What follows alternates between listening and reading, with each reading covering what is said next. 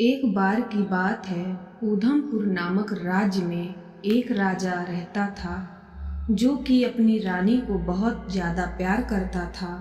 राजा अपनी रानी के बिना एक पल भी नहीं रह पाता था। धीरे धीरे समय बीतता गया। राजा रानी दोनों बूढ़े हो गए, लेकिन उनके दोनों के बीच प्यार और बढ़ता गया। कुछ समय बाद रानी की तबीयत खराब रहने लगी। राजा अपनी रानी का इलाज बड़े से बड़े वैद्य से करा रहा था, लेकिन बीमारी ठीक नहीं हो रही थी, जिसके कारण एक दिन रानी की मृत्यु हो जाती है।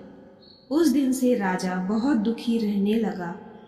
राजा के अधिकारियों ने सोचा, क्यों ना एक रानी की प्रतिमा बनाकर दरबार में लगा दी जाए, जिसे देखकर राजा अपने गम को थोड़ा बहुत भुला सकें। राज्य की सबसे बड़ी नदी के किनारे से एक बड़ा सा और शानदार पत्थर मंगवाया गया। इसके साथ ही पूरे राज्य में यह घोषणा कर दी गई कि इस पत्थर से रानी की प्रतिमा जो भी बनाएगा उसे 100 स्वर्ण मुद्राएं दी जाएंगी।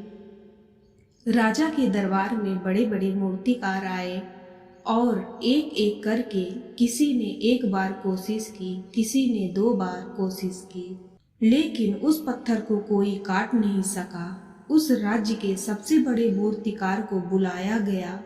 उसने पत्थर देखा और राजा से कहा, मैं यह प्रतिमा बना दूंगा। मूर्तिकार ने अपने हथौड़े से पत्थर को लगभग 100 बार तोड़ने की कोशिश की, लेकिन वह पत्थर नहीं टूटा। उस मूर्तिकार ने कहा कि इस पत्थर से मूर्ति नहीं बन पाएगी।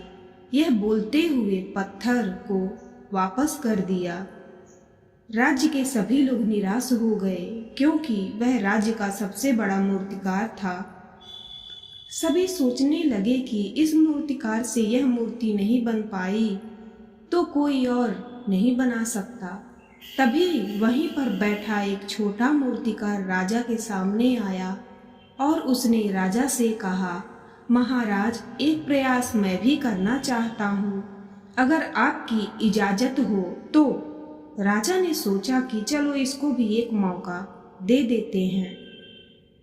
उस मूर्तिकार ने जैसे ही उस प्रतिमा पर अपनी पहली हथौड़ी मारी, पत्थर टूट गया और वह धीरे धीरे रानी की प्रतिमा बनाने लगा।